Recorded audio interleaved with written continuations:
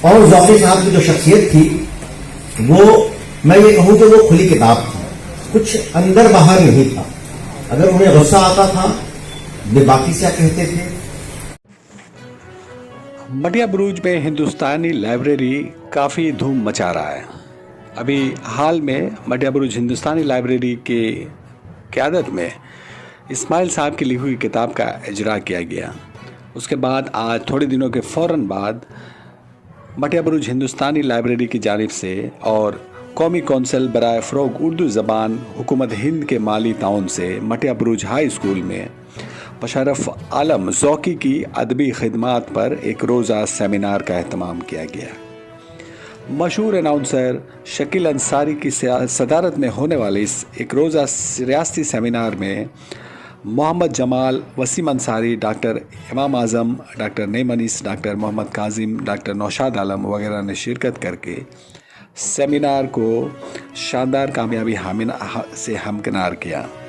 شاہد اقبال کی نظامت میں ہونے والے اس ایک روزہ ریاستی سیمینار میں مذکورہ بارہ مقررین نے ذوقی کی ادبی خدمات کے بارے میں مقالے پڑھے اور اپنے خیالات کا اظہار کیا. واضح رہے کہ مٹیا بروج ہندوستانی لائبریری نے محمد جمال کی قیادت میں پورے مٹیا بروج میں ادب کا چراغ جلا رکھا ہے. ابھی حال میں اسماعیل صاحب کی لکھی ہوئی کتاب کا اجرا کیا گیا. یہ کارنامہ بھی مٹیا بروج ہندوستانی لائبریری کے روح رواں جناب محمد جمال صاحب نے انجام دیا. تو اس طرح سے مٹیا بروج ہندوستانی لائبریری نے اردو ادب کو زندہ رکھا ہے. ادھر سیمینار میں مقررین نے کیا کہا اور خاص طور سے محمد جمال نے کیا کہا, یہ سنتے ہیں. شکریہ شاہد اقبال. میں سب سے پہلے ہندوستانی لائبریری اور قومی کونسل برائے فروغ اردو زبان کا شکریہ ادا کرنا چاہتا ہوں بتوسط جناب جمال صاحب کہ انہوں نے پتہ نہیں کیوں مجھے ذوقی صاحب پر گفتگو کرنے کے لیے, میں تقریبی خطبہ قطعی نہیں کہوں گا, دائس پر آج کے اس افتتاحی اجلاس کے صدر محترم جناب شکیل انصاری صاحب, مشرف عالم ذوقی صاحب کے حوالے سے اس سیمینار کو کر کے ایک طرح سے جو ہم دوستوں کا بھی ایک قرض تھا اسے مٹیا بروج ہندوستانی لائبریری نے اس حق کو ادا کرنے کیا ہے.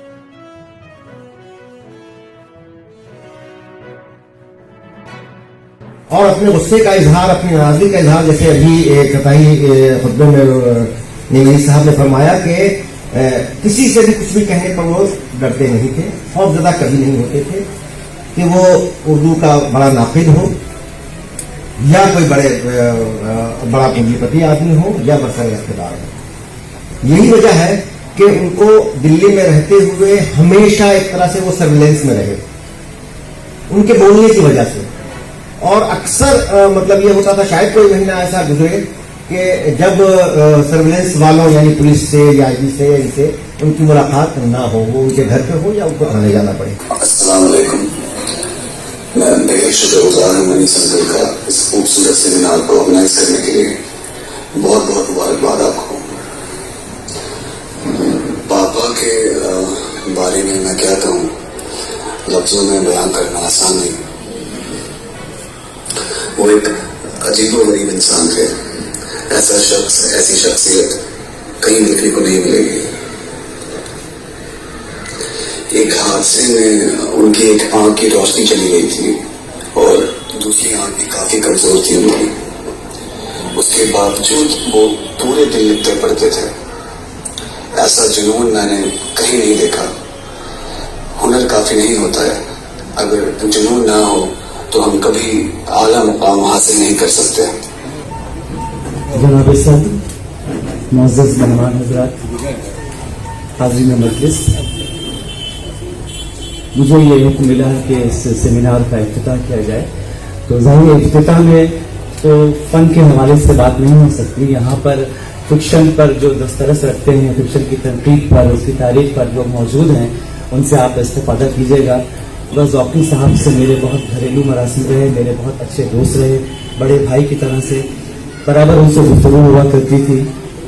उन्होंने फिक्शन के साथ जितना इंसाफ किया ये तो एक अलग किस्सा है, लेकिन उन्होंने हिंदुस्तान के मुसलमानों की ज़बूहाली पर जिस बेबाकी से अखबारात में अपने ख्यालात का इजहार किया, हमें आज के अहद में ऐसा दूसरा कोई सहाफ़ी नज़र नहीं आता जिसके अंदर इतनी जुर्रत, इतनी बेबाकी हो कि वो अपने कलम को तलवार बना ले और सामने खड़ा हो जाए कौम की हिफाजत करने के लिए। इस हवाले से भी ज़ौकी भाई का ये कारनामा हमेशा याद किया जाएगा।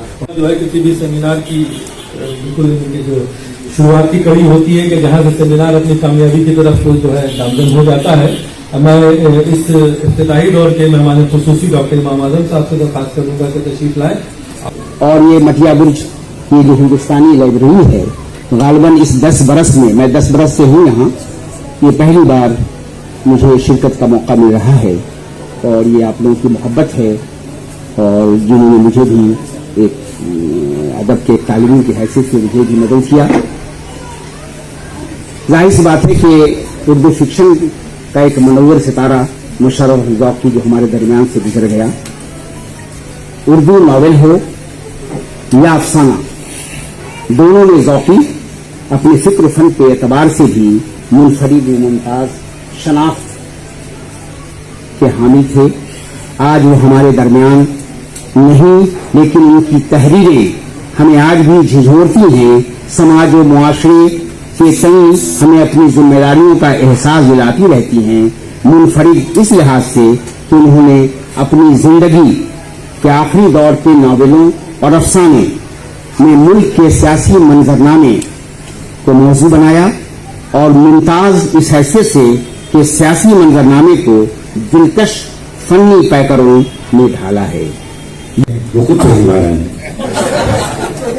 जनाब साबिर नगर साहब,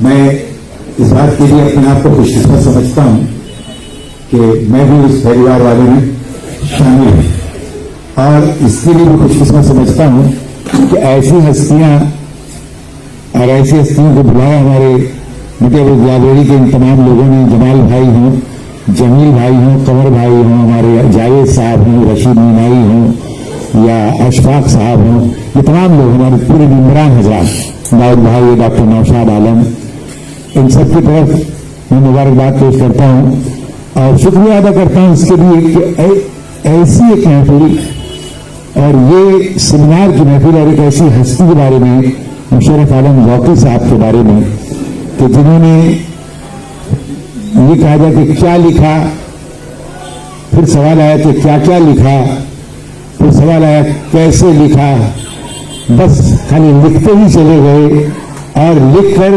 लिखने का तरीका जाने कितने को सिखा के चले गए। लेकिन ज़ौकी एक ऐसी शख्सियत थे जो कभी किसी दूसरे से मरूब नहीं हुए। किसी दूसरे ने बहुत अच्छा कह दिया तो उनको ये नहीं लगा कि मैं बहुत अच्छा लिखने लगा, या किसी ने कह दिया कि तुम कूड़ा लिख रहे हो तो ये नहीं माना कि उन्होंने कूड़ा लिखा है। वो अपने अदब को उन फनपारे की जो अज्जाए तरकीबी है, जो उसका फन कहता है, उस पर हमेशा परखते रहे और आलमी सतह के फन जो उसका अज्जा है उस पर परखते रहे। और उस मुनासबत से उनको जो अच्छा लगा वो उन्होंने कहा।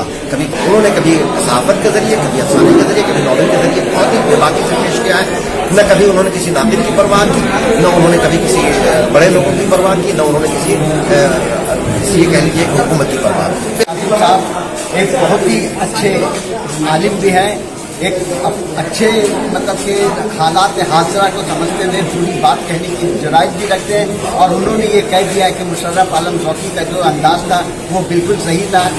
हालात हादसा से बेखौफ होकर और हुकूमत वक्त से ना डरते हुए अपने जज्बात को पेश करते हुए उन्होंने जिस तरह का काम किया वो बहुत ही अजीम काम था, जिसको आगे वाली नस्ल हमेशा याद करती रहेगी।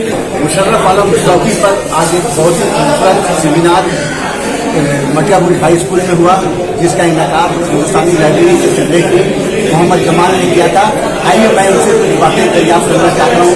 मोहम्मद जमाल साहब, आप बताइए ये जो सेमिनार आपने मुनाकिद किया है मुशर्रफ आलम जोगी पर, तो क्या सोच रही है? मुशर्रफ आलम जोगी एक बड़ा नाम है, उनकी अभी खिदमत कई पहलू पर है। जैसा हम लोगों ने सुना था वो मालूम तो हम लोगों ने, हमारी कमेटी ने, हमारी टीम ने ये फैसला किया है कि अगर इस नाम को हम लोग हाईलाइट करें, इस नाम को सामने लाया, तो लोगों को इनके बारे में मालूमात होगा जोगी साहब ने क्या क्या किस किस फन पर अपनी किस्मत आजमाई, किस पर उन्होंने लिखा कि लोगों को ये मालूमात हासिल होगा, मटिया ब्रिज के लोगों को और कुछ कलकत्ते लोगों को इस पर उनके बारे में मालूमात हासिल होगी। इस बिना पर हम लोगों ने इस तरह। अच्छा जमाल साहब, आप ये बताइए कि हिंदुस्तानी लाइब्रेरी में आजकल बहुत सारे प्रोग्राम हो रहे हैं, पहले से बहुत ज़्यादा तरक्की देखी जा रही है, क्या आप आइंदा भी इस तरह के प्रोग्राम करते रहेंगे? देखिए, जो आपने कहा कि हिंदुस्तानी लाइब्रेरी तरक्की कर रही है, इसकी जिम्मेदारी अगर कहा मेरी पूरी टीम पर है। मेरी जो कमेटी है, मेरे जो कमेटी हजरात जो मेम्बरान हैं कमेटी के, वो इतने एक्टिव हैं कि सब अपने अपनी जगह पर एक सरपारा हैं। उन्होंने अपने फन को बहुत अच्छी तरह इस्तेमाल करना जानते हैं। मैं सिर्फ उन लोगों को कलेक्टिव लेकर के इस ऐसे प्रोग्राम का इनेकाद करने की कोशिश कर रहा हूँ। अब उम्मीद करता हूँ कि आइंदा दिनों में इस तरह के प्रोग्राम मैं करता रहूँगा।